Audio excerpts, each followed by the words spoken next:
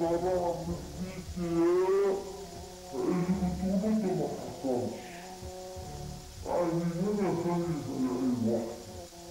في حسنات إن أنت كنت عاوز تشتري لك كل ذهب اللي عند ريمون، يمكن ما كنش بعمل خير.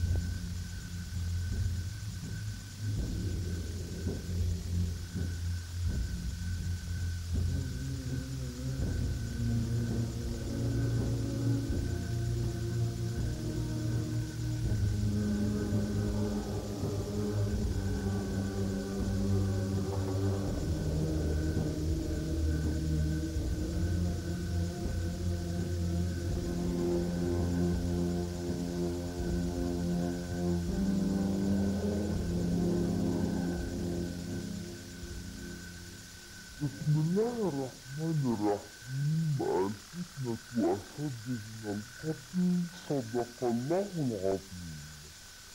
وكم تصح هذه الآية الكريمة في مشروع الشرق الأوسط الجديد ووالدته يونيفيل، وفي فصل سياسي وعسكري جديد من المسرحية الأمريكية، مكتوب ومرسوم بطائرات أمريكا وبوارج إسرائيل وصواريخها ودباباتها في البر والبحر والجو.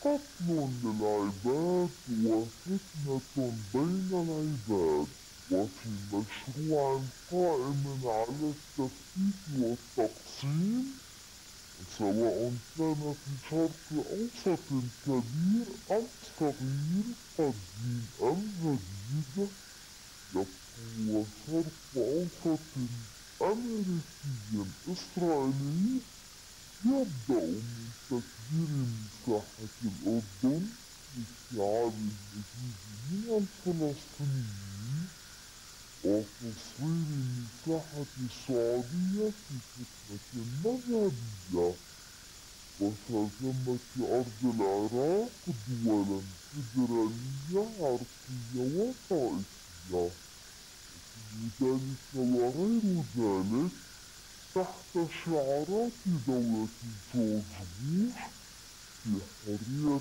ملغومة وديمقراطية موهومة، تقسم لبنان وتفصل كردستان، تقيم أكثر من عربستان.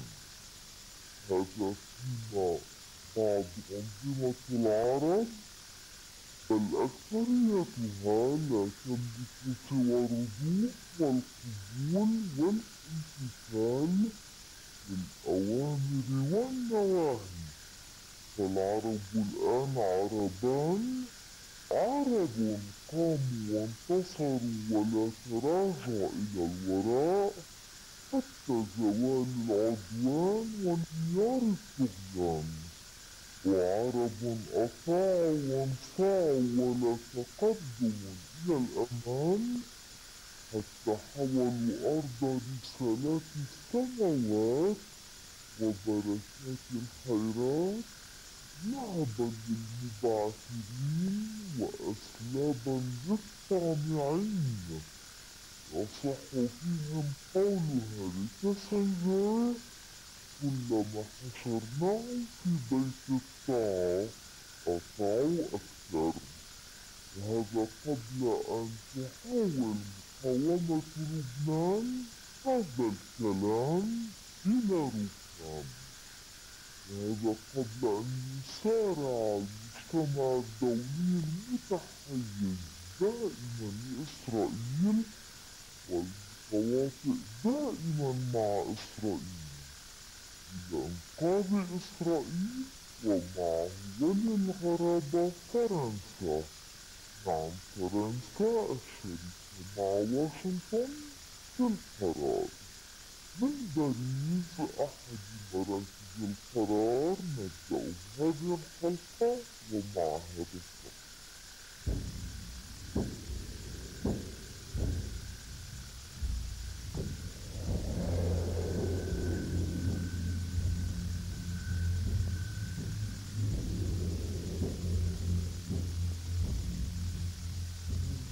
عندما سئلت كونداليزا رايس عن الخطوات التي سوف تقوم بها لإعادة الاستقرار إلى لبنان خلال العدوان الإسرائيلي الأخير، قالت: إن وقف إطلاق النار سيكون وعدا زيفا إذا أعادنا ذلك إلى ما كان عليه.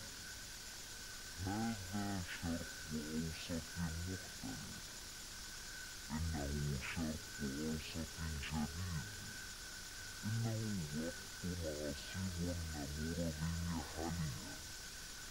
واستخدمت رايس تفسيرا غريبا للحرب، قائلة: ما نراه هنا هو مجرد أوجاع الولادة لشرق أوسط جديد، ومهما فعلنا يجب أن نكون واثقين من أننا ندفع إلى الأمام لشرق أوسط جديد، لا العودة إلى القديم. بهذه التصريحات أعلنت كونداليزا رايس رؤية حكومتها من الحرب على لبنان، وفي موقف لا علاقة له بقضية تحرير الجنديين الأسيرين، بل بالسعي إلى جعل الوطن العربي بالكامل تحت الهيمنة الأمريكية. وفي تصريحات تزامنت مع زيارتها إلى المملكة العربية السعودية، حيث أعلنت بأنها تعتزم مطالبة المملكة المساعدة في فرض الاستقرار في العراق والتأثير على كافة العراقيين نحو المزيد من المشاركة في العملية السياسية، معتبرة أن الولايات المتحدة تعول على صياغة جديدة لحلفائها العرب المعتدلين لإعادة إطلاق مسيرة سلام يبدو في جميع صيغ الشرق الأوسط الكبير أو الصغير، الجديد أو القديم، بأنه ليس أكثر من مشروع استثماري.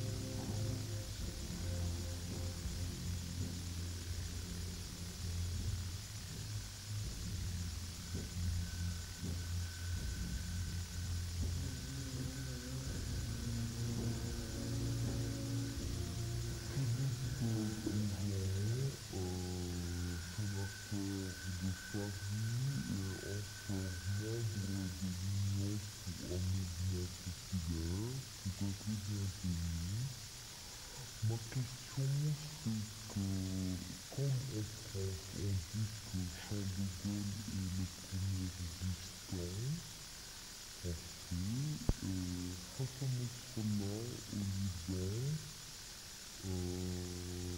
est considéré comme chef de la résistance libanaise. Qu'en pensez-vous?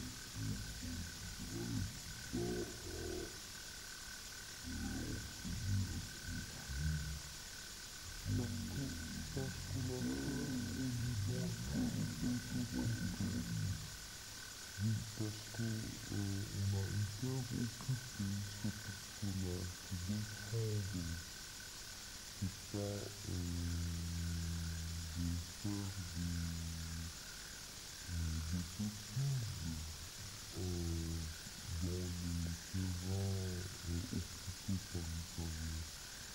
Est-ce que vous pensez que la présence de l'ONU assure la sécurité et la souveraineté du Liban, à ton avis?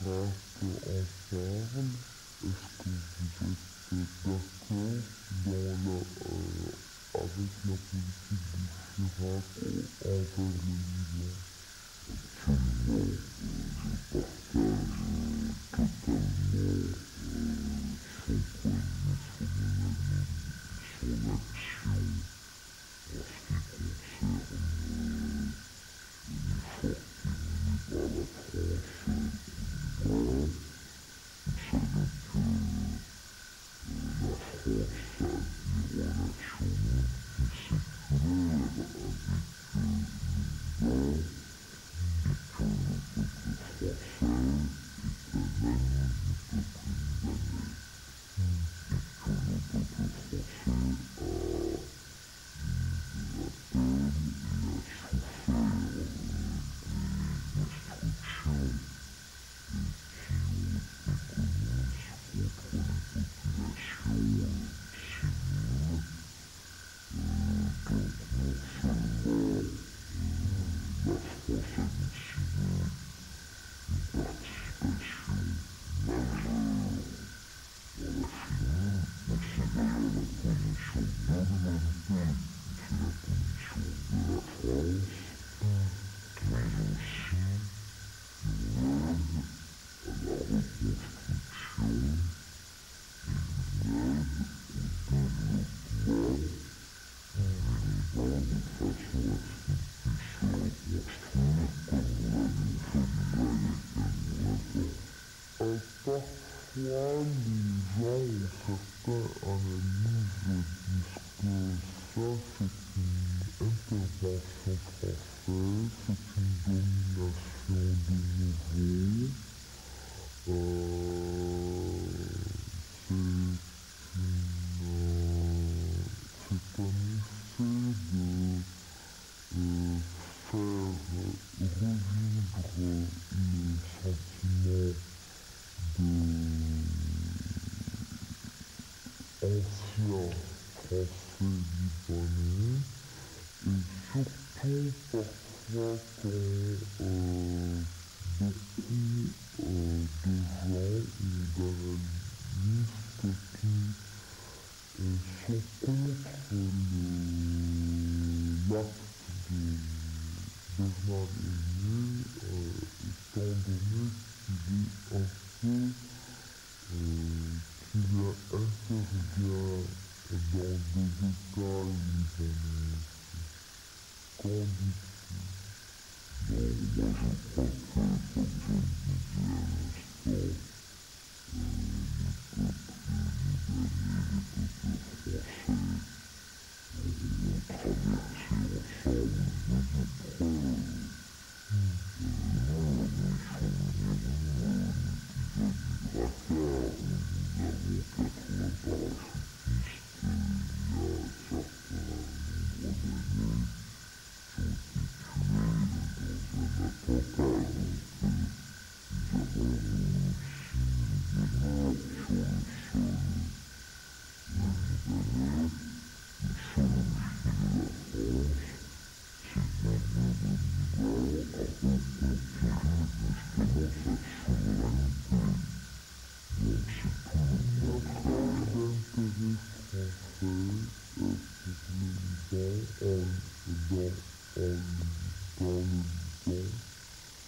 Quel est l'intérêt? C'est un Liban qui n'a pas de pétrole. Quel est le but d'aider le Liban en ce temps-là? Avant, quand l'armée syrienne était là-bas, la France n'a pas aucun rôle. Pourquoi? La France avait un rôle, mais ce rôle, la France voulait jouer uniquement dans le cadre d'une action internationale décidée par l'ONU. Et ce n'est absolument pas une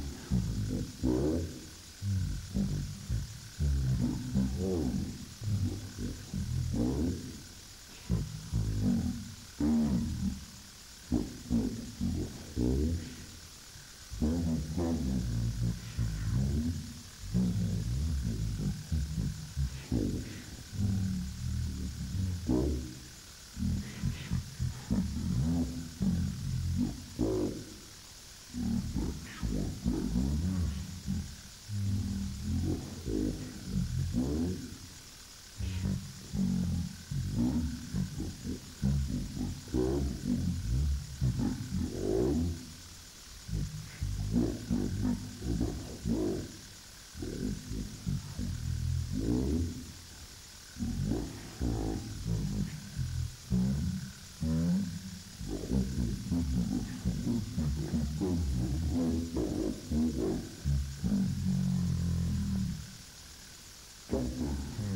on a le sentiment que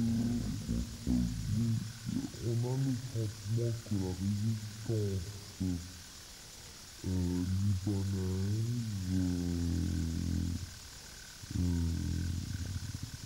déterminée par Hezbollah n'a pas besoin d'une aide ni arabe, ni européenne, ni américaine.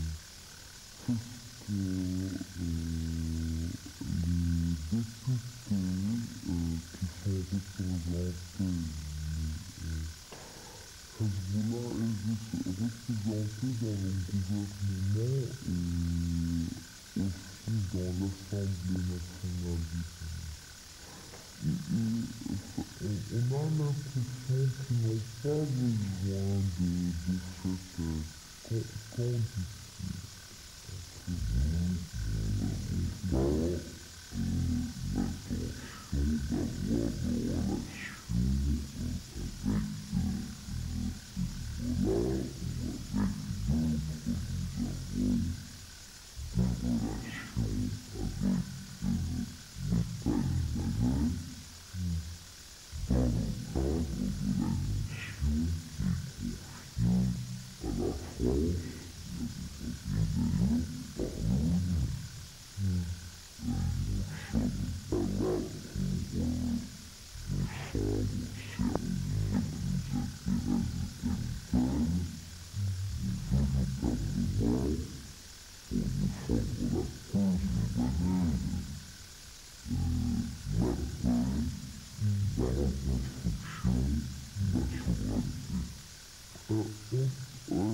Étant que dans le Sénat français,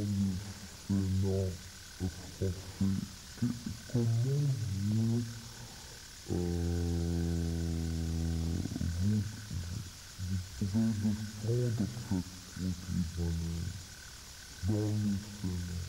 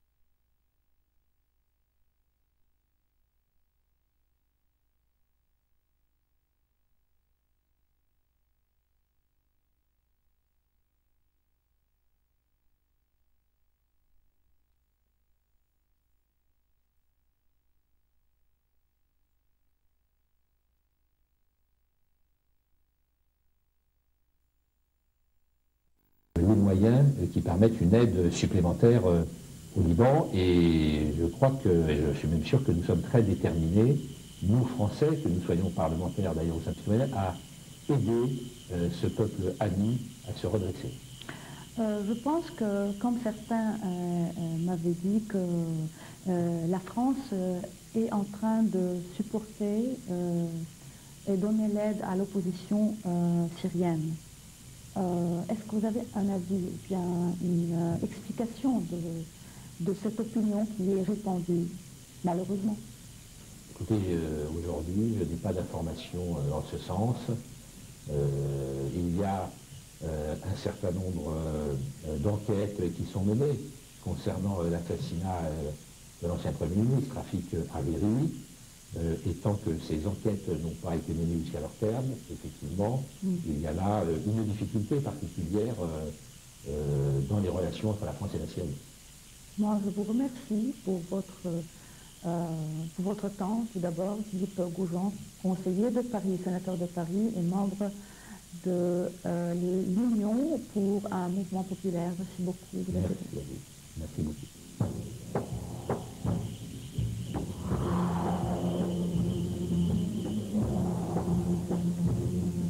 بدأت الخطوات الأولى لمشروع الشرق الأوسط الجديد الذي أعلنت عنه وزيرة الخارجية الأمريكية كونداليزا رايس، التي اعتبرت أن المنطقة تقف على مفترق طرق، وأن المطلوب هو السير في طريق الإصلاح.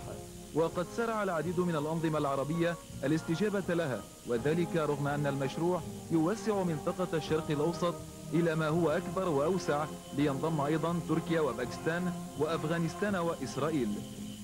وسعت واشنطن للحصول على تأييد كامل من مجموعة الدول الثماني للمشروع الذي سعت أمريكا من طرحه إلى تحقيق مصالحها ومصالح حلفائها خصوصا إسرائيل، ولو عبر ادعاء بأن المشروع يهدف إلى إنجاز إصلاح اقتصادي واجتماعي عبر دعم الديمقراطية وإقامة ما يسمى بالحكم الصالح وتشجيع التعليم وتحرير المرأة، وفيما وصف بأنه تهديد للأنظمة العربية بتغيرها إذا لم تلتزم بالمخطط الأمريكي المرسوم.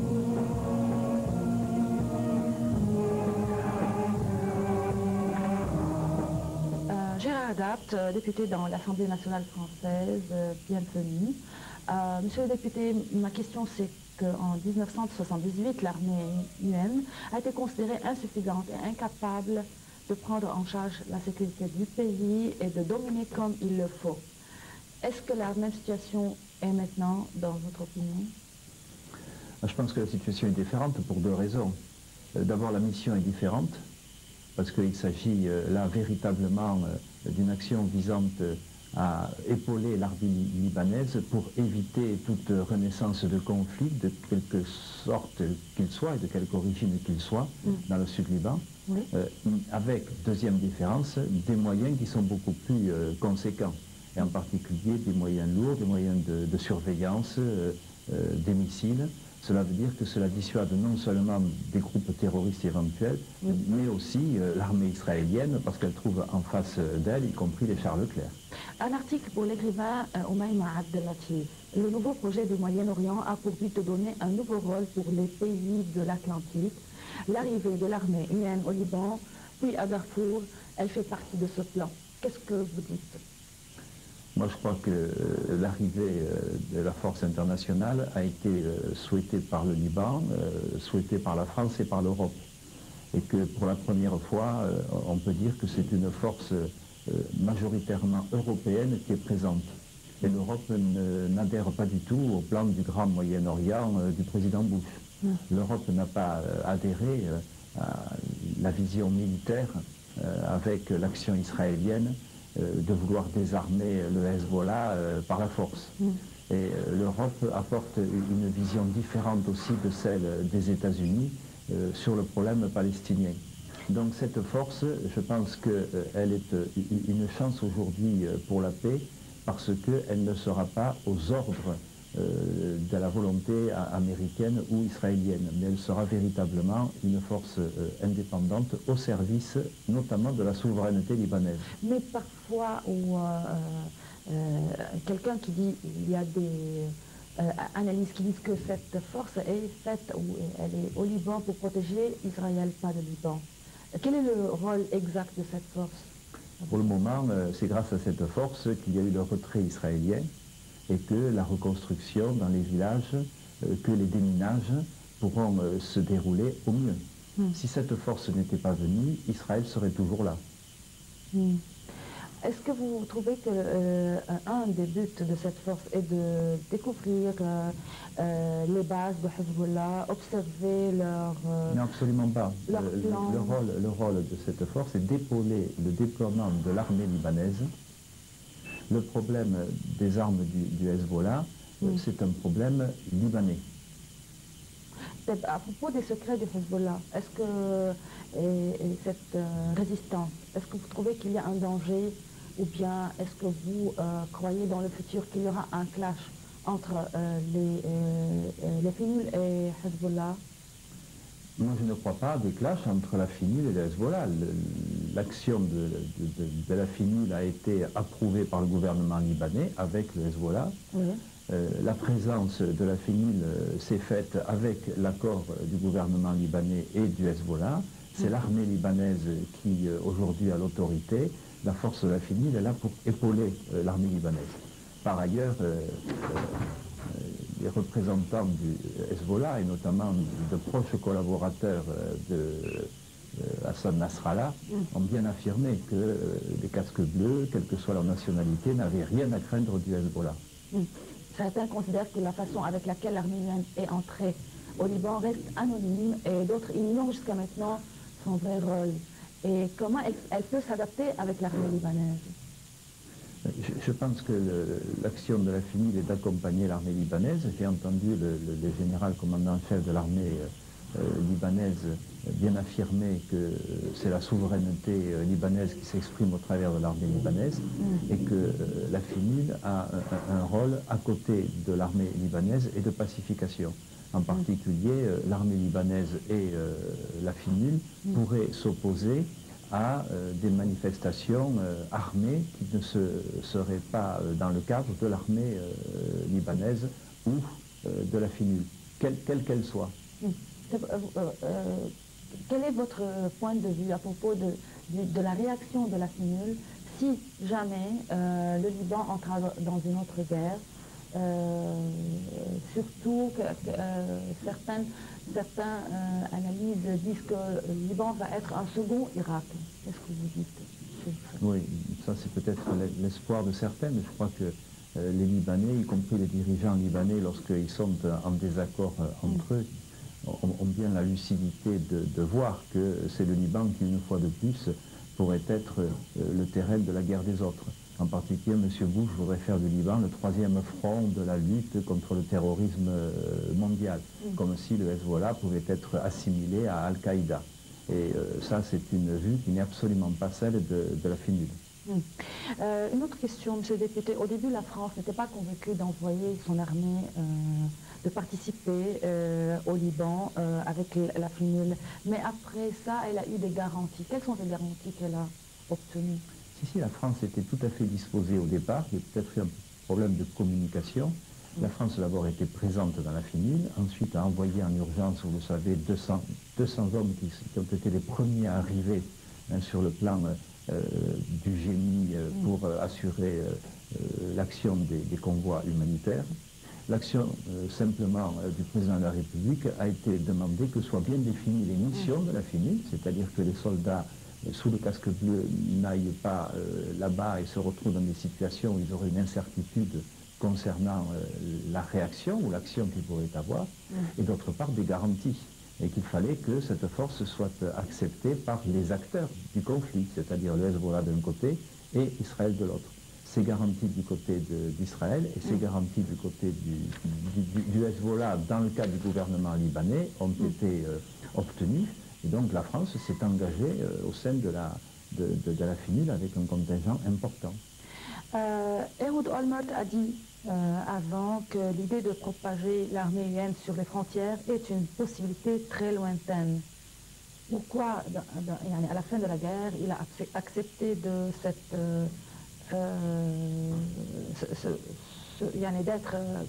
d'avoir la permission de la FNUL d'être sur la frontière entre Israël et Liban? Je pense qu'Israël a tiré le constat de ce que la guerre qu'elle menait était un échec et que le coût en serait beaucoup plus lourd pour Israël, que ce soit en termes militaires et que ce soit en termes diplomatiques et d'image d'Israël. Et je pense que les Américains aussi, à partir d'un certain moment, ont jugé qu'il fallait absolument stabiliser la situation. Et donc c'est dans ce cadre-là que, avec une décision libanaise importante, avec l'accord du Hezbollah, de déployer l'armée libanaise jusqu'à la frontière, ça a été une décision historique, puisque l'armée libanaise n'a pas été à la frontière sud depuis l'invasion israélienne. Il y avait, mais en une quantité petite, pas assez autant, une intervention de l'armée libanaise n'était pas dans ce cas assez grande. Est-ce que vous vous pensez qu'Israël avait peur de la force de Hezbollah, c'est pour ça qu'elle a accepté l'intervention de la FNUL? Je pense qu'il ne s'agit pas de peur, en l'occurrence, il s'agit de réaction, d'abord à la difficulté de l'action militaire qu'Israël a rencontrée, ensuite des réactions au sein d'Israël même, où des oppositions se sont manifestées, enfin aussi, à partir d'un certain moment, des pressions américaines qui ont enfin voulu qu'un cessez-le-feu soit obtenu, parce que l'action israélienne avec l'accord des Américains était jugée très sévèrement, non seulement dans le monde arabe, mais dans de très très nombreux pays. Quelle est votre constatation sur cette guerre? Qui a gagné à la fin? Est-ce que Hezbollah a appliqué la victoire? Je crois qu'il n'y a pas eu de vainqueur ou de vaincu dans cette guerre, qui a eu par contre une victime, c'est le Liban, et c'est tant de victimes civiles, et notamment d'enfants et de civils libanais en très nombreux, en très grand nombre. Oui. La situation nouvelle, on pourrait espérer que de cette situation naisse une occasion pour enfin trouver le chemin d'une paix durable, qui soit juste, hein, et qui respecte à la fois la souveraineté libanaise, notamment le respect de la ligne bleue, de l'espace aérien, de l'espace maritime, aussi le règlement de la question des fermes de Sheba, qui pourrait assurer la souveraineté pleine et entière du Liban sur son territoire. Ensuite, cela doit aller de pair, à mon sens, avec des progrès faits pour le règlement de la question palestinienne, c'est-à-dire la mise en place d'un État palestinien viable, qui pourrait enfin permettre de reconnaître tous les États de la région dans des rapports de paix. Certains critiquent que l'armée libyenne a dessiné un nouveau chemin ou une nouvelle ligne bleue sans demander l'avis du gouvernement libanais. Comment cela peut être fait? Non, ça c'est l'ONU, c'est le secrétaire général Kofi Annan qui avait déterminé la ligne bleue avec un certain nombre de réserves du côté libanais sur tel ou tel point. Et la FNUL n'est pas là pour fixer les limites territoriales et donc dessiner la ligne bleue. Ça, c'est l'ONU qui le fait, et il y faut l'accord à la fois d'Israël et du Liban. Mais la FNUL n'est absolument pas là pour dessiner la frontière. Par contre, la FNUL est là pour aider l'armée libanaise à instaurer la souveraineté libanaise jusqu'à la frontière. Monsieur Gérard Dapt, enfin, je vous demandais à propos du boycott français du président de la République libanaise. Qu'est-ce que vous pensez dans le futur à propos de la relation française-libanaise dans ces conditions politiques? Moi, il y a longtemps que je souffre du fait que la relation entre le président Chirac et le président Hariri a un petit peu écrasé les relations qui devraient être celles d'un ami du Liban comme la France, avec toutes les communautés, toutes les institutions libanaises. Oui. Depuis l'assassinat du président Rafik Hariri, cette situation s'est tendue, dans la mesure où le président Chirac a rompu les rapports avec Bachar el-Assad, parce qu'il considère que Bachar el-Assad a trahi les espoirs qu'il avait mis en lui au moment de la succession en Syrie, et d'autre part, il considère que le président Laoud a toujours été trop dans la ligne syrienne, et surtout que les soupçons qui pèsent sur les services de renseignement syro-libanais dans l'organisation de l'attentat contre Rafik Hariri et dans un certain nombre d'attentats doivent être levés dans un sens ou dans l'autre. Ce que l'on peut dire, c'est que jusqu'à ce que le rapport de l'ONU soit remis, il n'y a pas de coupable désigné.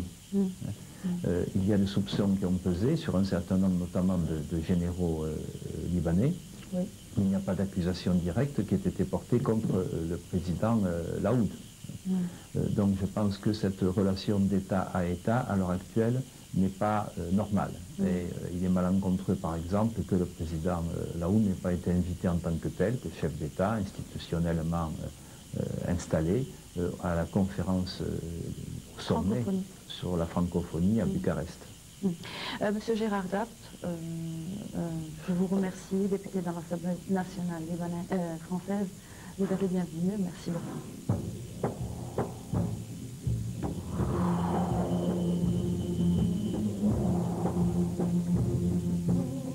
قبل نشوء فكرة الشرق الأوسط الكبير والشرق الأوسط الأمريكي الجديد، طرح رئيس وزراء إسرائيل الأسبق شيمون بيريز في أوائل الستينيات كتابه الشرق الأوسط الجديد الذي نشر عام 1993 في مخطط يرمي إلى جمع دول الشرق الأوسط في سوق مشتركة بعد تحقيق السلام المزعوم، بحيث يعزز قيام هذا السوق. كما يقول بيريز بأن هذا يحمي المصالح الحيوية ويصون السلام على المدى البعيد. أما الهدف الحقيقي من المشروع وهو دمج إسرائيل في المنطقة بعد إعادة وصياغة شرق أوسط ملائم لإسرائيل، بديلا عن شرق أوسط عربي وأمة عربية تسعى إسرائيل إلى الهيمنة عليها والتحكم بثرواتها ومقدراتها. ويجسد مشروع بيريز الذي تبعه شرق أوسط أمريكي كبير الطموح الذي تجسد خصوصا في قيام إسرائيل عام 1948. وقد كشف بيريز عن نياته وأهدافه في مقابلة صحفية نشرتها فصلية الشرق الأوسط في آذار مارس 1995 بأن هدف إسرائيل المقبل يجب أن يكون الانضمام إلى جامعة الدول العربية، مستدركا بالقول: أعتقد أن جامعتهم العربية يجب أن تسمى جامعة الشرق الأوسط، وعندئذ يمكن لإسرائيل أن تنضم إليها. نحن لن نصبح عربا، ولكن الجامعة يجب أن تصبح شرق أوسطية، فالجامعة العربية، قال بيريز، أصبحت جزءا من المنطقة.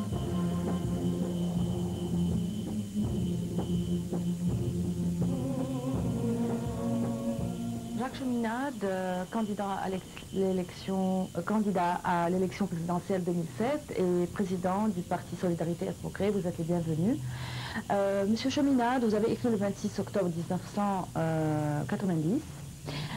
Vous avez dit dans votre article daté le 28 juillet 2006 que vous avez dit en 1990, voici le Liban. Outragé, faut-il dissimuler notre émotion, cacher notre colère? Nous le pouvons d'autant moins que la France n'a pas tenu son serment d'amitié. Comment vous expliquez la nature de la relation entre la France et le Liban au moment-ci? Aujourd'hui, il y a en France tout de même une réaction qui s'est produite depuis que j'ai écrit cet article en France, notamment une réaction des militaires et de Michel Alliot-Marie, et aussi, dans une certaine mesure, du président Chirac, qui disent on ne peut pas laisser écraser le Liban. Donc il faut faire quelque chose pour le défendre. Alors, on n'a pas fait ce qu'on devait. Il y a deux choses qu'il faut faire pour le Liban. La première, c'est d'assurer que les Israéliens se retirent et se retirent complètement, ce qui n'est pas encore le cas ce matin. Et la deuxième, et qu'ils rendent les fermes de Sheba. La deuxième, c'est qu'il faut un grand plan de développement économique pour le Liban. Il faudra probablement dépenser entre 15 et 20 milliards de dollars ou d'euros pour reconstruire le Liban, et ça, il faut le faire tout de suite. Il faut commencer tout de suite. Après la guerre, oui, bien sûr. Il faut reconstruire le Liban. Alors, il ne faut pas dire, on reconstruit le Liban, puis le Liban sera écrasé une nouvelle fois, puis on construira une nouvelle fois. Il ne faut pas... Je veux dire, c'est la dernière fois. Après, on n'admettra plus que des choses comme ça soient faites. C'est inadmissible ce qui a été fait au Liban. Pourquoi la France est toujours intéressée au Liban? C'est parce que... Ah, il y a les mauvaises raisons. C'est l'accord Sykes-Picot de 1916 et le partage entre la France et l'Angleterre. Il y a une bonne raison. C'est un attachement culturel, personnel, aussi de la langue, entre les Français et les Libanais. Alors, ce qui est très important aujourd'hui, je crois, pour la France comme pour le Liban, c'est le rapprochement qu'il y a entre, je dirais, les gens que représente aujourd'hui le général Aoun, c'est-à-dire une majorité de maronites, mais pas seulement. Il y a 25% de non-maronites parmi l'organisation du courant patriotique libre du général Aoun, et le Hezbollah. C'est-à-dire, la population du Liban Sud, chiite, est allée se réfugier en partie dans le nord, au moins la moitié ou les 2/3 d'entre eux, et ils ont été très bien accueillis par les maronites.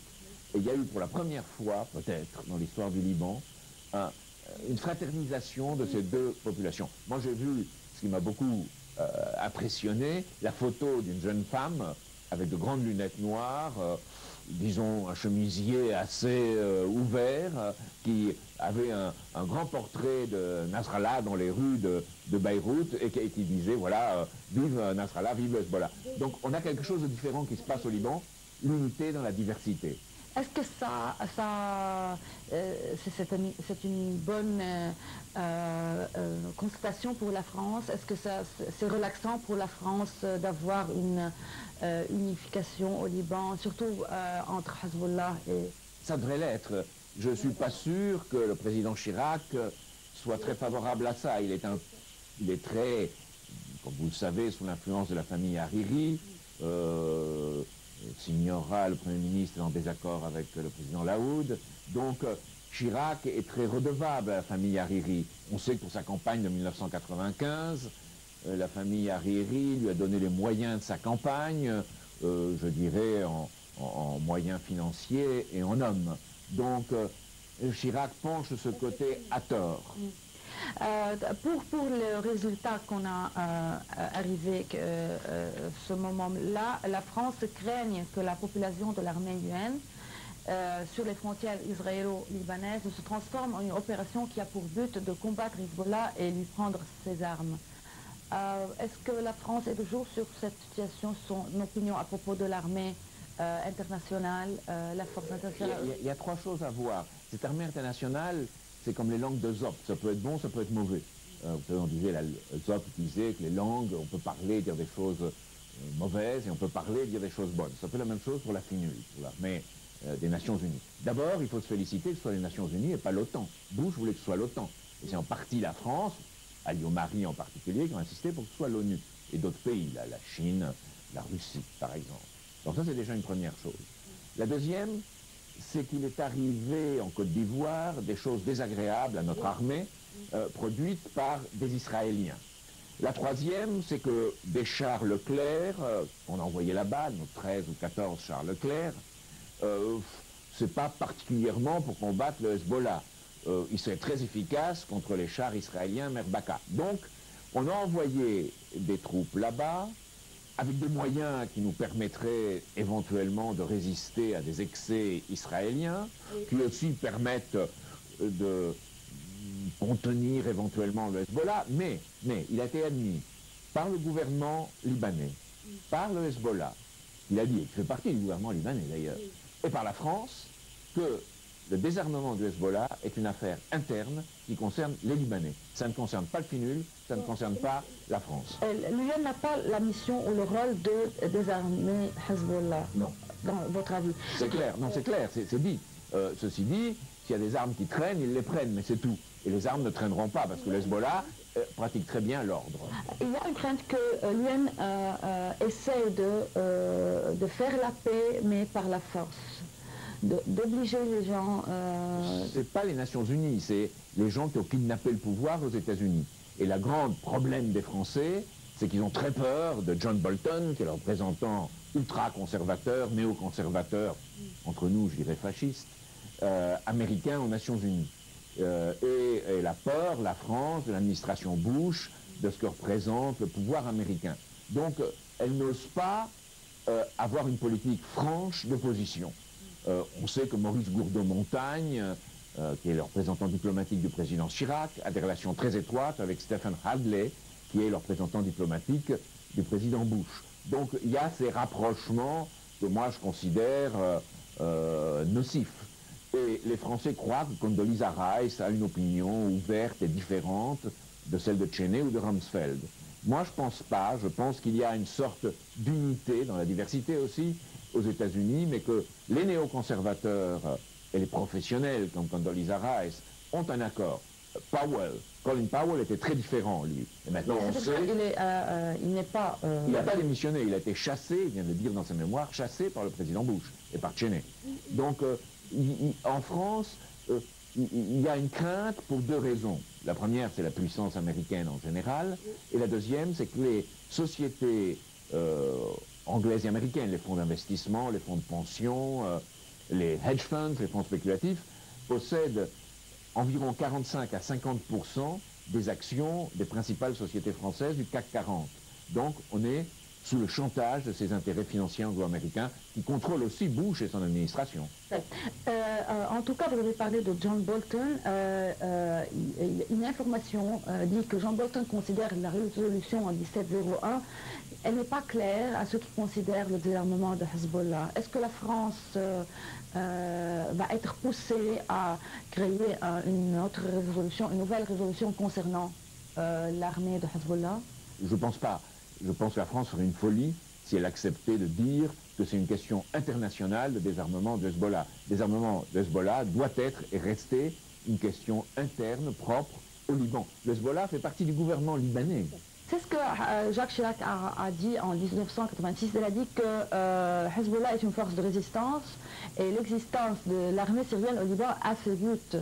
Elle est exigeable. Il faut, pourquoi il a changé d'avis? Qu'est-ce qui a changé dans sa politique envers le Liban et après? C'est le chantage exercé sur lui et les pressions, disons, pour utiliser un mot plus poli, exercé sur lui après l'assassinat de Hariri, je pense. Et c'est aussi le fait que, après avoir mis son veto à la guerre de Bush contre l'Irak, Chirac a reculé. Et que, dans son propre gouvernement, il y a un parti de la trahison qui est représenté par Nicolas Sarkozy. Nicolas Sarkozy est le grand ami de Bibi Netanyahou en Israël. Il n'était même pas avec Sharon, il était avec le plus extrême, avec Netanyahou, qui est un ultralibéral en même temps qu'un militariste, et qui fait peu de cas des libertés publiques. Et, comme vous le savez, Sarkozy est allé voir Bush aux États-Unis et a fait grand cas de ce que Bush l'ait reçu.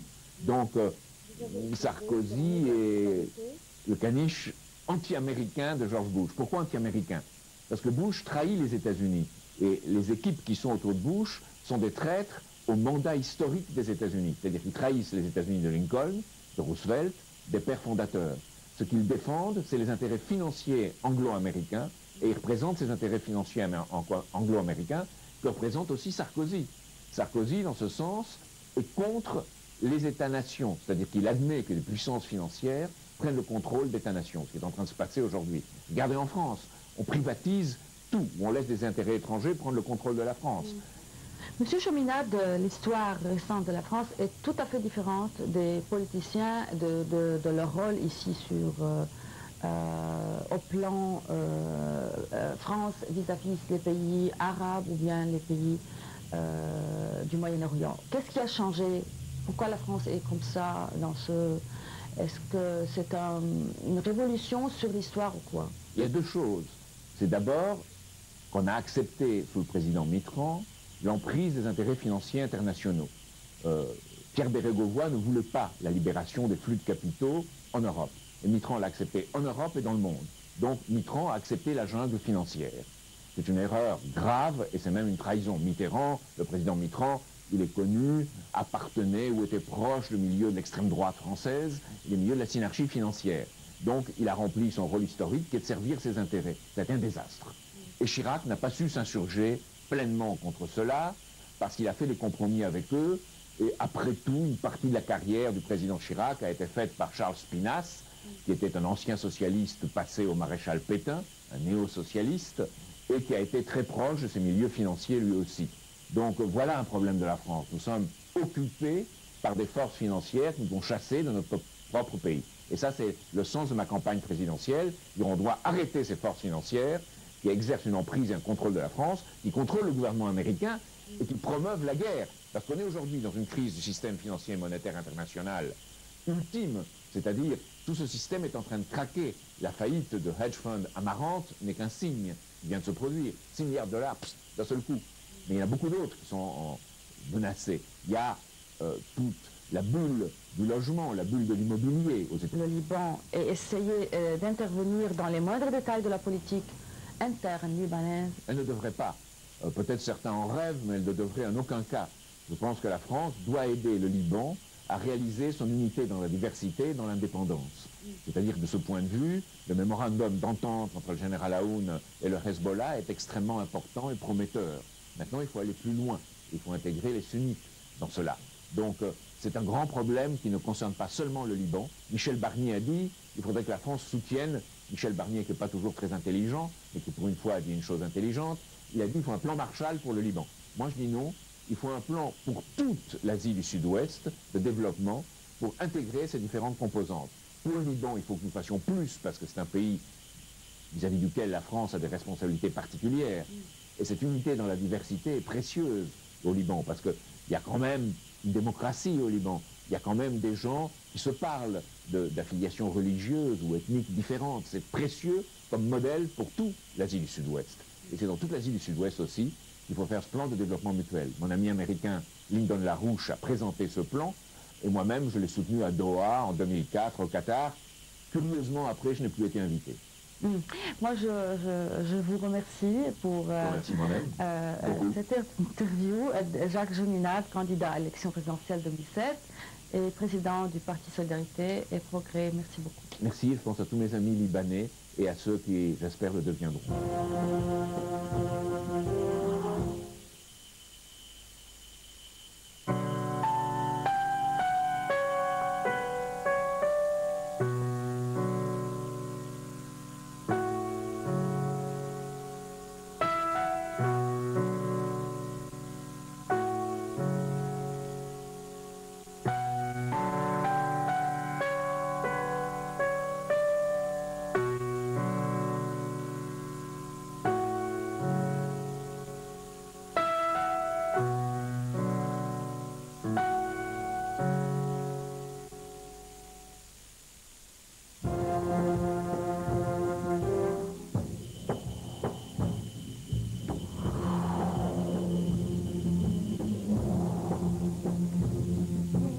أنشئت القوات المتعددة الجنسيات بعد مشروع قرار أعدته أمريكا وفرنسا لدى مجلس الأمن الدولي لوقف الحرب في لبنان، وأعطيت هذه القوات بموجب المشروع حق القتال والردع، لكن المشروع باء بالفشل، وصدر بديلا عنه القرار الدولي 1701 الذي تقرر فيه إرسال قوة دولية جاءت امتدادا لقوات اليونيفيل لحفظ السلام، والتي تتولى مراقبة وقف إطلاق النار ودعم انتشار الجيش اللبناني في جنوب لبنان وضمان وصول المساعدات الإنسانية إلى المدنيين وعودة النازحين إلى قراهم.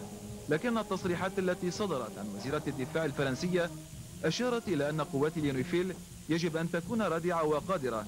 وفي تفسير فرنسي خاص للقرار الذي أشادت به المستشارة الألمانية أنجيلا ميركل، بل وكشفت عن أهدافه الحقيقية بالقول إن القرار سيتيح لألمانيا حماية إسرائيل، ما يعني بالتالي تحويل قوة حفظ السلام إلى قوة مساندة لإسرائيل ومنتهكة لسيادة لبنان وحريته ووضعه تحت السيطرة الأمريكية والإسرائيلية، وبقرار دولي وفي تفسيرات وصفت بأنها انحراف وتجاوز لصلاحيات مجلس الأمن ولمفهوم عمليات قوات حفظ السلام الدولية، خصوصا بعد أن سبق هذه التفسيرات تصريحات لوزيرة الخارجية الأمريكية كونداليزا رايس خلال مؤتمر روما بأن القوة الدولية يجب أن تكون قوة محاربة ولديها القوة والمقدرة لتحقيق ما أسمته بالسلام.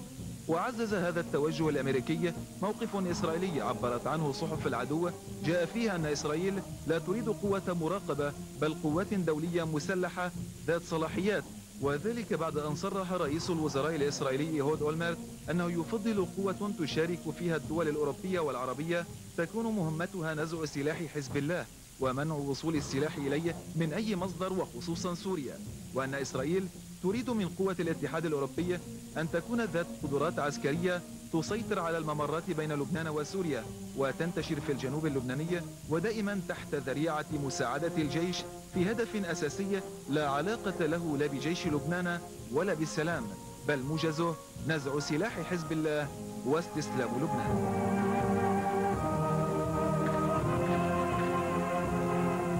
Monsieur Lucien Bitterlin, écrivain français et directeur de la revue France Pays Arabes, vous êtes les bienvenus.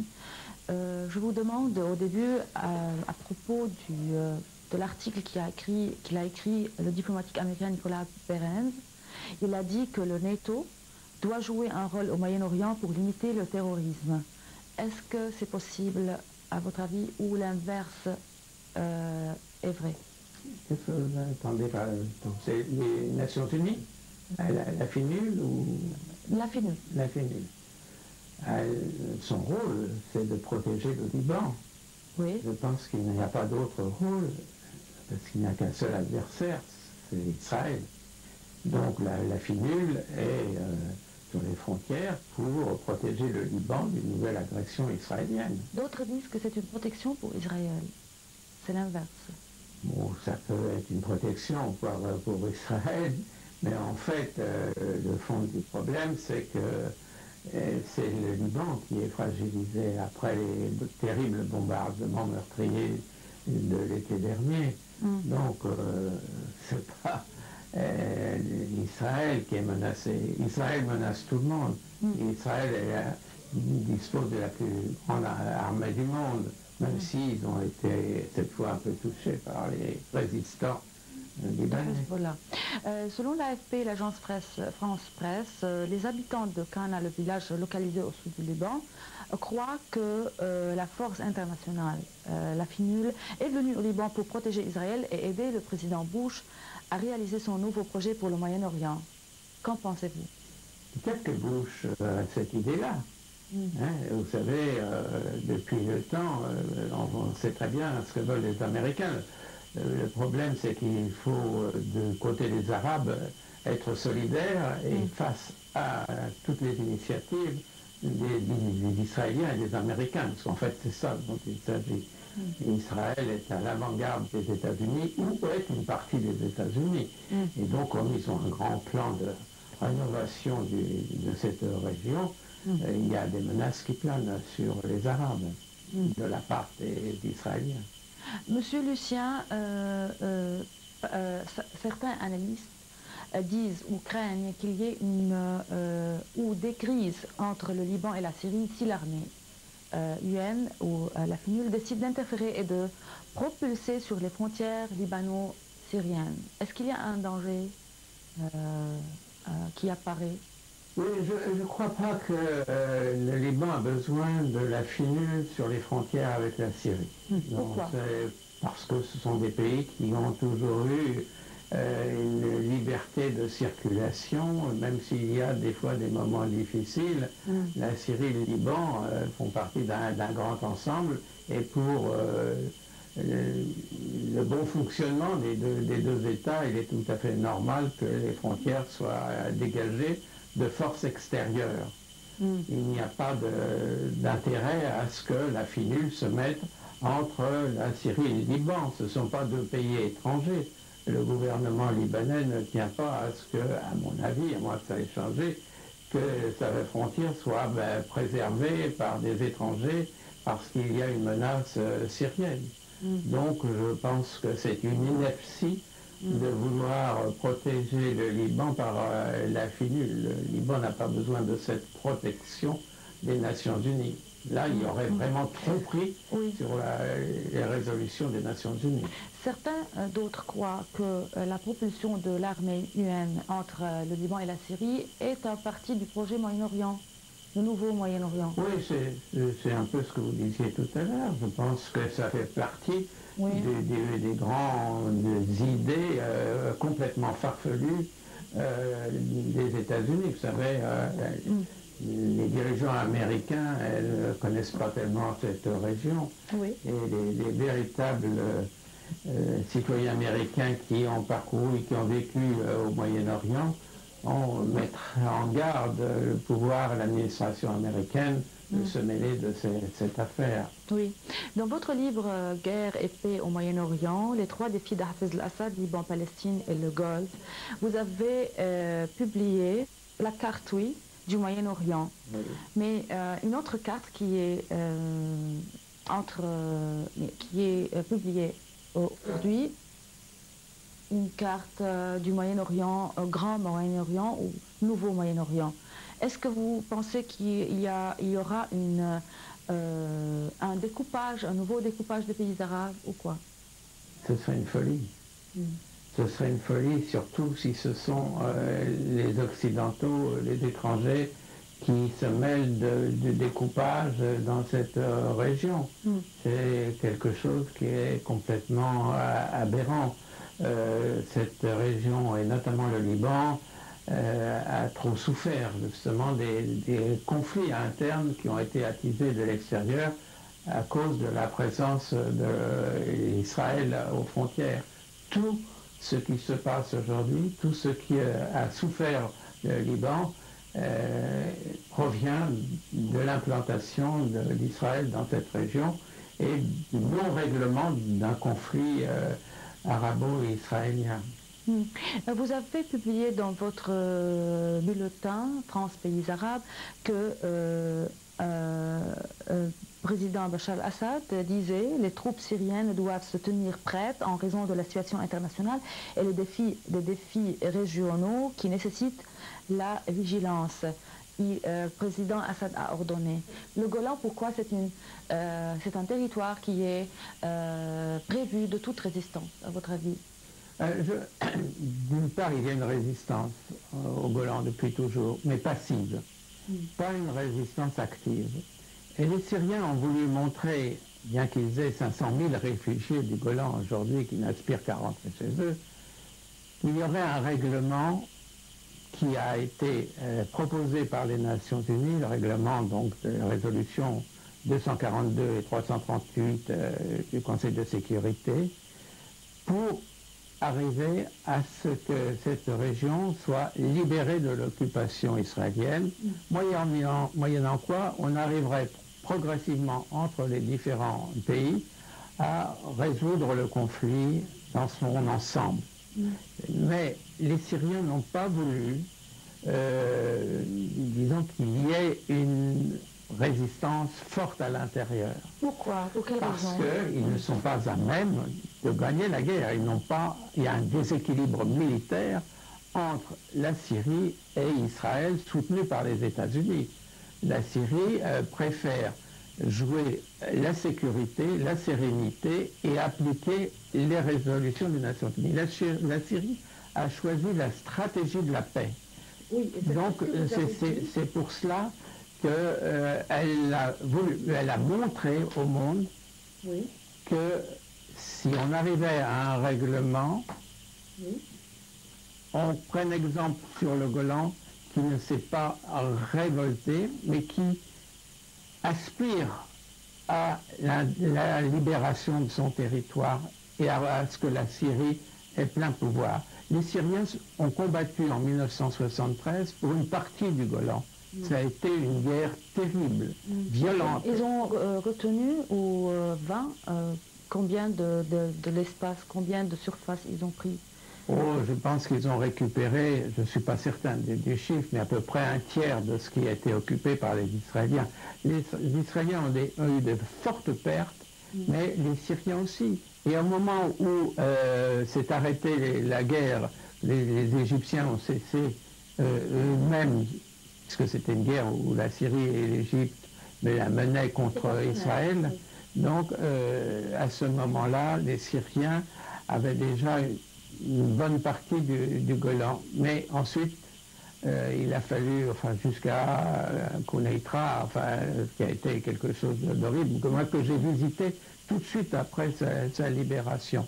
Donc ils sont, eux, face à l'opinion internationale en disant, quand une résolution est signée et appliquée par nous, n'ayez aucune crainte, ça ne bouge pas, on applique cette résolution totalement. Ce qu'ils ne font pas les autres. C'était le 13 mars 1991, vous avez dit aussi dans votre livre, après 7 heures d'entretien avec Hafez al-Assad, le secrétaire d'État américain James Baker déclare « Il y a une tentative sérieuse de la part du gouvernement de Damas d'aller de l'avant dans le processus de paix. » Est-ce que vous croyez que Bachar al-Assad, le président de la Syrie, est capable, ou bien c'est l'opportunité maintenant pour une paix avec Israël ou quoi? Oui, après il y a eu Clinton. Clinton, en 2000, juste avant la mort d'Hafez al-Assad, avait aussi avait progressé avec Ehud Barak et avec Hafez al-Assad. Et Clinton dit bien que ce sont les Israéliens qui reculent devant une possibilité de solution. Moi, je crois que le président Bachar el-Assad, et il l'a dit et redit, est tout à fait disposé à ce qu'il y ait un règlement global, non seulement la Syrie, mais la question palestinienne. Parce que tant qu'il restera la question palestinienne, tant qu'il y aura l'occupation israélienne en Palestine, en Cisjordanie, on voit ce qui se passe à Gaza, il n'y aura pas de solution possible. Il faut régler tout. Le Liban, la Syrie, faire en sorte que on n'ait plus d'autres problèmes avec la Palestine et qu'on arrive à ce règlement global et à la paix entre les pays voisins. Mais ce n'est pas ce que veulent en quelque sorte les Américains. Quel rôle de la France? Vous avez écrit aussi Hubert Védrine au Figaro, il a dit « Pour retrouver un vrai rôle d'influence dans la région, il est impossible pour la France de faire l'impasse sur la Syrie. » Bien sûr, c'est le pays clé de la paix. Mais ici, malheureusement, on ne se rend pas compte, historiquement, que la Syrie joue un rôle considérable depuis toujours. Depuis toujours, même si ce n'était pas ce régime-là. C'est le pays clé pour la paix. Même s'il y avait un autre régime, moi j'ai plus confiance en celui-là, dans la ligne de Bachar el-Assad, avec ce qu'il a actuellement comme pouvoir. Oui. Je pense que, après les propositions qu'il a faites, il faut se souvenir de son discours aussi avec le pape, penser que c'est quelque chose de formidable quand le pape est venu à la base et c'est le premier pape qui rentre dans une mosquée. Et c'était un grand symbole. Donc il y a volonté de paix de ce côté-là. Et le Liban est pris dans cette guerre qui n'en finit pas parce qu'il y a aussi au Liban des gens qui voudraient la paix tout de suite à n'importe quel prix et d'autres qui veulent une paix définitive, plus solide dans l'honneur et faire en sorte que les pays arabes de cette région s'entendent entre eux et ne soient pas victimes de la politique extérieure. C'est ce qu'on espère. Lucien Butterlin, directeur de la revue France Pays Arabes, écrivain français, je vous remercie. Merci à vous.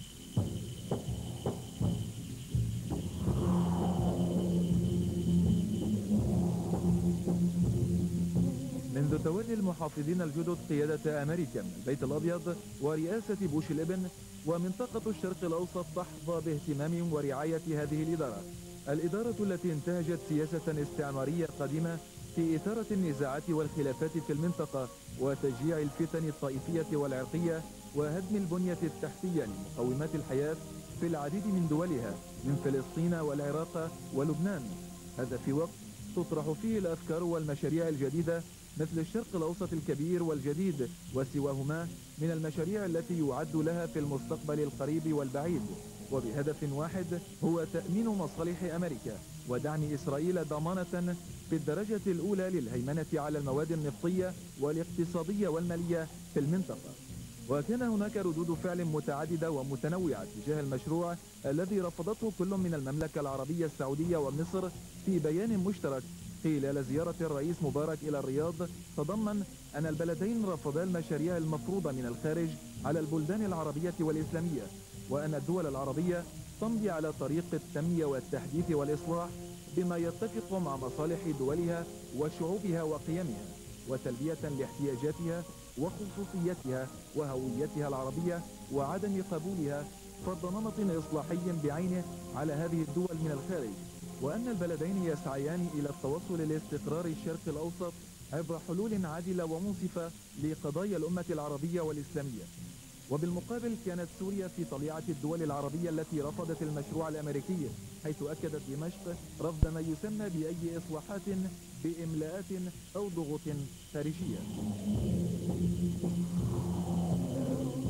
انتقد لبنان المشروع الأمريكي في تصريحات لوزير الخارجية في حين جون عبيد عقب لقائه بالقاهرة الرئيس حسني مبارك، معتبرا أن خطوات الإصلاح لا يمكن أن تكون مرهونة برضا أو غضب هذه الدولة أو تلك، ونشد الدول العربية التوصل إلى تفاهم مشترك من خلال الحوار في مواجهة المبادرة الأمريكية، وأن ما يجري في هذا الشأن يعد تجاوزا لكيانات قائمة ولا يمكن تصدير أنظمة ديمقراطية جاهزة إلى دول المنطقة، موضحا أن الديمقراطية هي تراكم وممارسات نابعة من تراث الشعوب، وإلا فإنها لا تكون ديمقراطية، وأن كل ما طرح بشأن مشروع الشرق الأوسط الكبير لا يمكنه إسقاط الجدار العنصري الذي تشيده إسرائيل في الضفة الغربية أو حمل إسرائيل على تنفيذ قرارات الشرعية الدولية، وأن خلو المشروع من الحل الشامل والعادل للصراع العربي الإسرائيلي أمر صارخ لا يمكن معه قبول مشروع أحادي متفرد. هذا وتوالت في حينه ردود الفعل العربية الرافضة للمشروع الأمريكي، حيث أعلن رئيس الوزراء الشيخ خليفة بن سلمان الخليفة أن فرض أي وجهة نظر خارجية بشكل منفرد ليس في صالح دول المنطقة. كما عبر وزير الخارجية السوداني مصطفى اسماعيل عثمان عن رفض السودان للمشروع، معلنا أن العرب يرفضون الإصلاح الذي يفرض من الخارج. هذا إلى جانب الموقف الإيراني الذي جاء في إعلان وزير الدفاع علي شمخاني حينها بأن هذه الديمقراطية المزعومة رأيناها في الأنظمة الديكتاتورية المدعومة من الولايات المتحدة. Timur Göksel, the ex-former Speaker of the Armed Forces and the ex-political advisor, good evening. Good evening. Mr. Göksel, as a friend also for the Turkish professor, said or considered that UNIFIL in Lebanon has a very, very risky mission. Do you agree with this opinion or point of view? Any peacekeeping mission is risky, otherwise you don't need them. Why do you need them if there is no risk? It's not a holiday mission, of course there is risk. How many risky? No, it's not very risky, because first of all, UNIFIL is not new in Lebanon. UNIFIL has been here 28 years. It's a part of South Lebanon. It's been welcomed by the people. People help them, people like them all these years. There's a very close relationship between UNIFIL and the people. It's a part as a point objective or as a bad point? No, it's a part of life in South Lebanon. I mean, people take them to their homes. There's very big friendships. There's a lot of times that the UN helps them so much. But the people change now. I mean, there's a change in UNIFIL. The people that's why there is so much noise about it. I wish there was not so much discussion. But the real UNIFIL is not much bigger inside. They have more European countries, France, Italy, Turkish now. Turks are coming to more group. French have always been there in different sizes, but now it's a big participation. Why Germany didn't agree at the beginning? No, they don't want to put their soldiers in a situation where they have to face Israeli soldiers. So there's historical reasons. They don't want their soldiers to be seen dealing with, their historical history. But now, so the European, mostly European UNIFIL, which on paper has a very different mandate than the original UNIFIL, on paper. The mandate which are being discussed this week very much in Lebanese newspapers and also by Lebanese politicians includes many, it includes so many powers that UNIFIL originally, the peacekeeping force originally normally does not have. But they are well armed, well equipped. That's right, much better. What is the reason? Well, it looks better. Look, it doesn't really matter what you have in guns. I spent 24 years in South Lebanon in peacekeeping. The peacekeeping, everybody says a peacekeeping force now should be strong, have better arms, better powers. I don't believe that. What you need in peacekeeping is also the will of the countries that are part of UNIFIL. Is it to protect Lebanon or their land, Lebanese land, or to protect Israel? This is a force in Lebanon. UNIFIL's name is the United Nations Force in Lebanon. Lebanon, exactly. It has no agreement with Israel. It is agreement only with the Lebanese the political government. analysis of this. No. Do you think that for 1 minute, that in case something happens in South Lebanon and somebody opens fire to Israel, you think UNIFIL is going to go and fight to protect Israel? No, it's not going to happen that way. What is the reason for the army or to having such Look, arms? in UN there is a new fashion. It's called a robust force. Robust means strong, So you give better guns, you give better powers, and it looks strong. It doesn't make too much difference.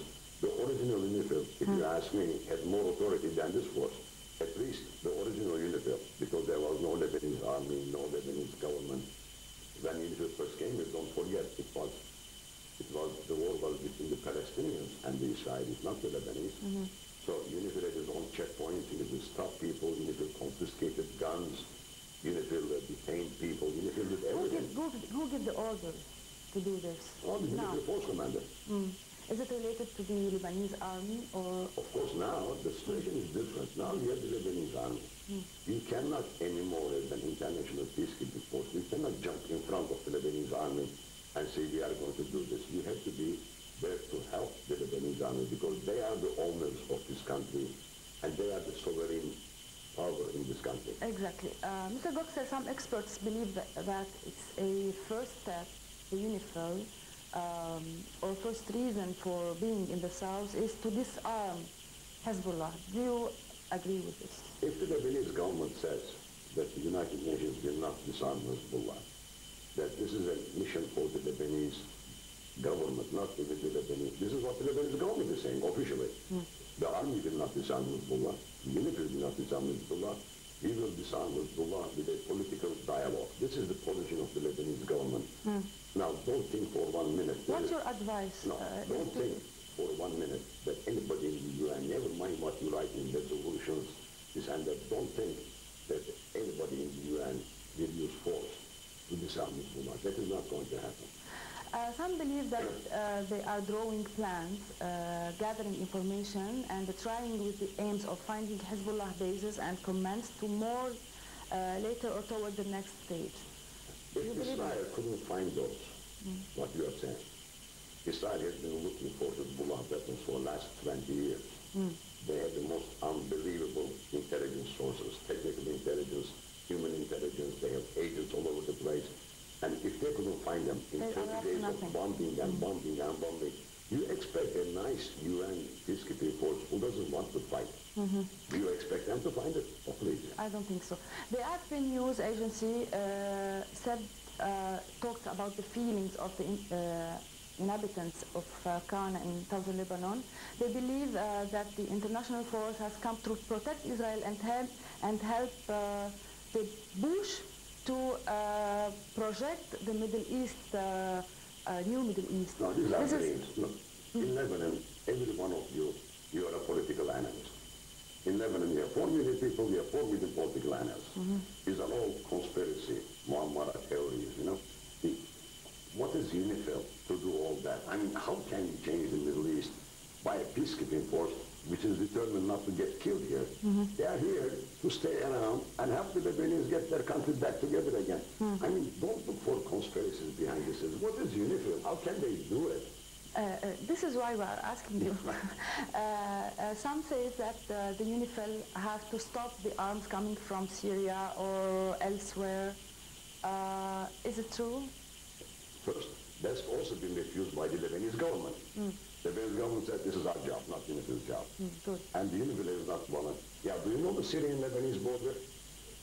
All these hundreds of kilometers, it is not a marked border. It is where people, when you ask the people, where is the border, they say, oh, it's someplace there. So look, to control that border, you have to build a fence, first of all. People are crossing back and forth for hundreds of years.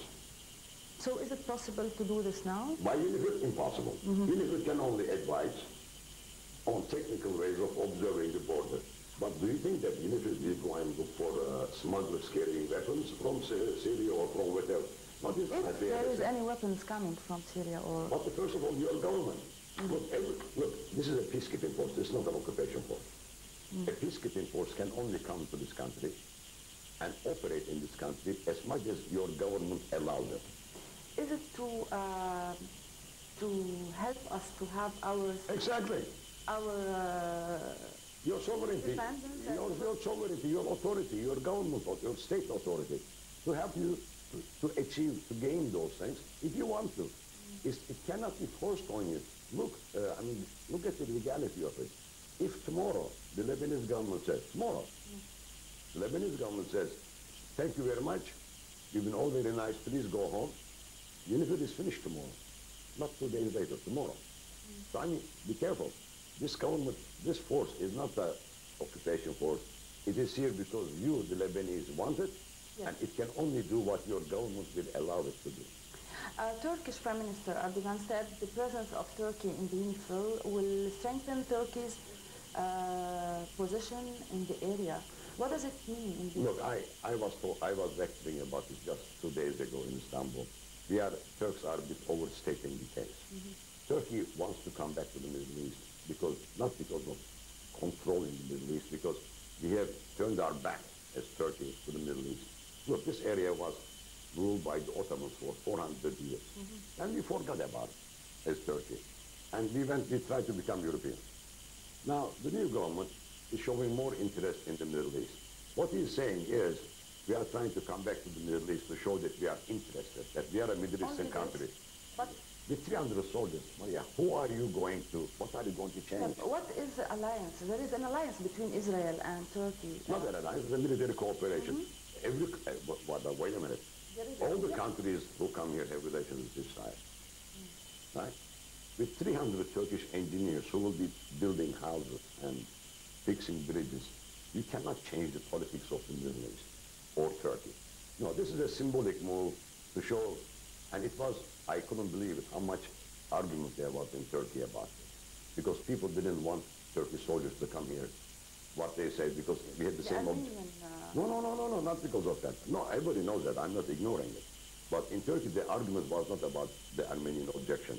In Turkey, the debate was, are we going there to serve American or Israeli interests? Or to help Lebanon. That's right. This was the whole argument. It was the longest argument I could never believe. Somebody says that it's an international occupation. Now, if you put an occupation force here, you are going to get in trouble. Listen to me. I've been in South Lebanon all these years. If this force ever makes a big mistake, political mistake, individual mistakes are possible. I mean, I can, by mistake, offend you or insult you because I don't know your lifestyle or something. These are individuals. I'm not talking about. But on a political level, if the UN makes this mistake of going beyond what is allowed by the Lebanese government, then you become an international occupation force. And the Lebanese history that I've been here all these years is a very negative history for occupation forces. When the people see you as an occupation force, this country becomes something else. Normally, as a foreigner, you are very welcome in Lebanon. People are very nice to foreigners. Lebanon is a very different country.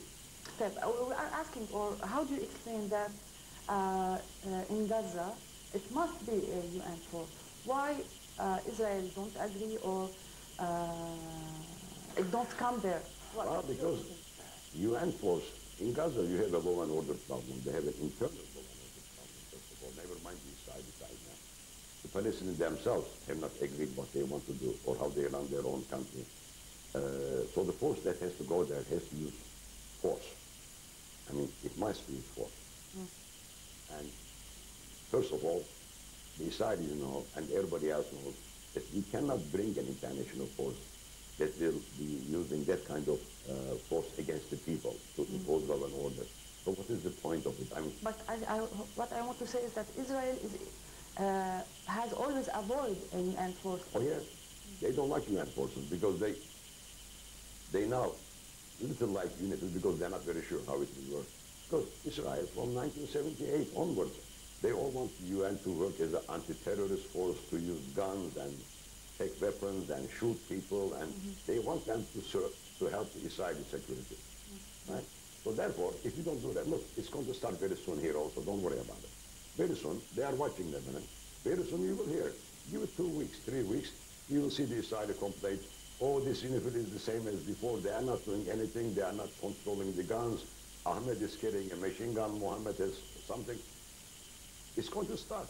Don't worry about it. We'll come back to that. So do you think that even the presence of Hezbollah, of the UNIFIL didn't take from Hezbollah any influence in the south? It did. Like that. How?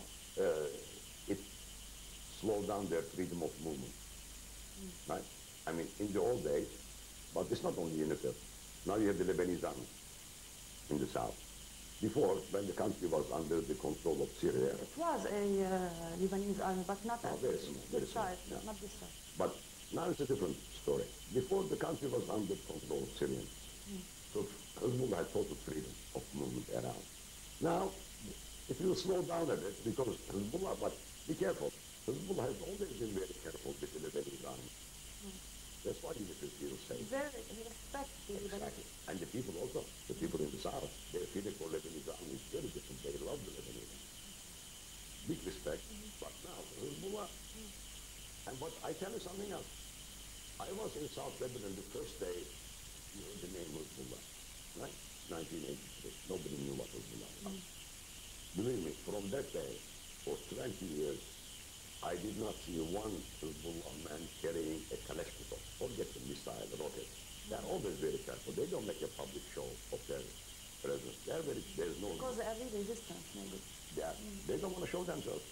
And especially when the Lebanese army comes, they say, no, it's the army's job. Mr. Göksel, how do you foresee the future? Our relation between Hezbollah, the UNIFIL, and the Lebanese army in the south. What is your view? What's coming? Well, look, the conflict is not over. This is a temporary stuff, what we have now. The conflict is still there. Right? The conflict between Israel and Hezbollah, the conflict is still there. UNIFIL will buy you time. It will buy time. It will keep the area quiet. With the Lebanese army, it will stabilize the area. Now, it's up to the politicians to find a solution to the conflict between Israel and Hezbollah. Because Israel is not satisfied with the end of this war. More than Hezbollah. Right? So, this is a timeout. I mean, they are not happy with the result of this because they wanted to restore their credibility, do you think that their they will image. get back into the south in a second war in Lebanon? Well, the potential is always there. Not very soon, no, it will take a long time. But unless a solution is found to the conflict, this is management of the conflict, not a solution. Unless you find a solution to the conflict, it will come back. Not soon, but it will come back. About the Rajar, is still there or she didn't want to go out? What is your opinion? It's very simple. Gajar village has grown beyond its normal limits, the village. During the occupation until 2000, because Israel had moved the fence into Lebanon, because they are taking water from Barzani springs. They are taking water, so they had positions. So the village developed into Lebanon. But in year 2000, when Israel withdrew, and UN was marking the blue line, we saw that the blue line goes right in the middle of the village now. So the village has grown big. Now, the Israelis wanted to put a fence. The Gajar people complained. No, because our family, we have a house here, Gaza. For political reasons, they want to deny Israel. What is the solution? Solution is go back to the original thing. Put a fence on the village, and if the people, because they grew into Lebanon illegally, the people. And Israel allowed them to do it, because they didn't want to upset the people. But now there is a solution to make. You cannot tell Lebanon, oh, this is a special case. Your people cannot enter this village because this village, there is no fence in the middle and it's dangerous for Israel. Excuse me, you are on the wrong side of the border. Right? Either put a fence or don't tell people that you cannot enter this village because it's Lebanese territory. I'm telling you what's going to happen very soon. To do it. No, very soon, it will start. Some civilians will come. No, there's nothing. They will say, we want to visit our friends in this village. Can you stop them in their own country? Mr. Göksel, you spent 20 years or 24 years. 24 years in the south. Right. This is why you are retired now. You are in Lebanon. This is why you like to stay in Lebanon. Yes. So we have to end our interview in this question.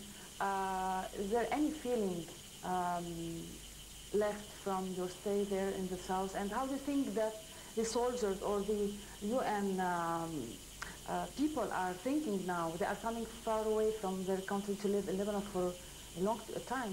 UN soldiers have always had good feelings for Lebanon, always. It was always a good relationship. I worked very hard for that. I know every single village in South Lebanon. I used to go from village to village. I didn't come to Beirut. You never saw me in Beirut before. I was from the villages. UN has good opinions for Lebanon. These countries that come here are friends of Lebanon. You have to believe that. There is no, at the moment, there is no negative or conspiracy against Lebanon here. There is a sincere desire to help the people of Lebanon. And the only reason I stayed here is because, look, I don't have to stay here. I finished my job with the UN 3 years ago. And this year I was planning for a beautiful summer holiday when the shelling started here and the attack started. I didn't have to stay. I had no official job. No, but I stayed because I thought I could help. I could help by talking to the press, giving them information. So I stayed. Why? I don't have to stay. I have no official job. I like the country. I stay and be sure there are a lot of foreigners who feel the same way. Thank you, Mr. Taimour Göksel, the ex-former speaker and the ex-political advisor of the UN Force. Thanks a lot. Thank you.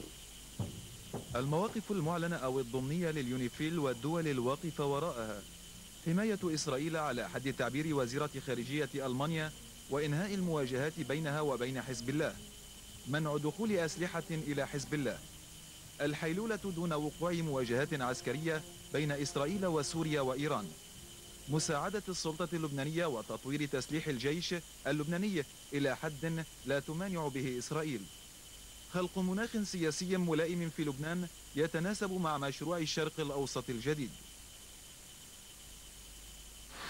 شو بأيد الحرب؟ مين بأيد الحرب؟ ما حدا بأيد الحرب. مش بس الضاحية خربت لبنان كله. أنا ما بسأل على الحرب على الضاحية، بسأل على الأولاد، الجيل اللي طالع شو بدنا نقول له، شو بدنا نقول لأولادنا. ليكي كل إنسان في له دور بهالدنيا. أنا إنسان خدمت عسكريتي 20 سنة مش لكون بفرنسا.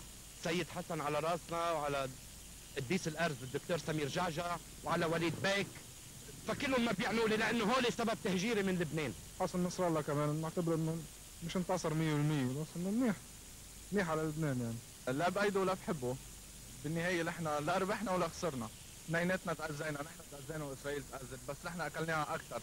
هن بعدوه انتصار، أنا بعده انتصار وخسارة بذات الوقت. الحقيقة ما كنت عم بتعاطف مع حسن نصر الله، أنا عم بتعاطف مع الشعب اللبناني لأنه نحن كثير هون كنا مأثرين باللي عم بيصير تحت.